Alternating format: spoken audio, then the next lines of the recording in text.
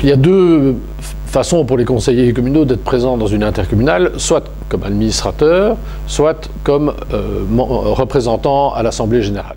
Le rôle des mandataires communaux à l'Assemblée générale a été renforcé par le nouveau décret, puisque ceux-ci maintenant disposent de leur pleine et entière voix au cas où la commune ne s'est pas prononcée sur un certain nombre de points, des points même totalement stratégiques comme le budget ou le plan stratégique.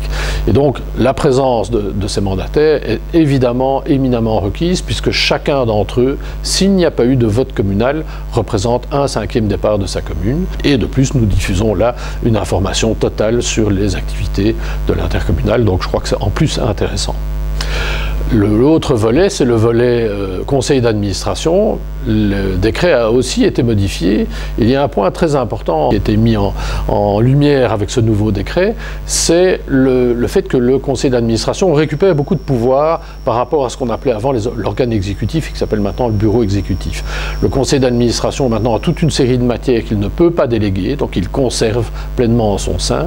Il y a 10 conseils d'administration par an, alors qu'auparavant c'était libre, on devait en faire minimum 2, et il y a vraiment de la part de ces nouveaux conseils d'administration un vrai pouvoir décisionnel.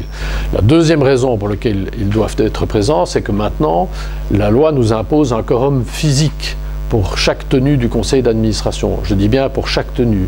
Donc ce qui veut dire que si un conseil d'administration, par exemple convoqué le 1er décembre, ne voit pas le quorum réuni, c'est-à-dire qu'il n'y a pas au minimum 10 administrateurs, eh bien dans ce cas-là, on doit convoquer une deuxième séance.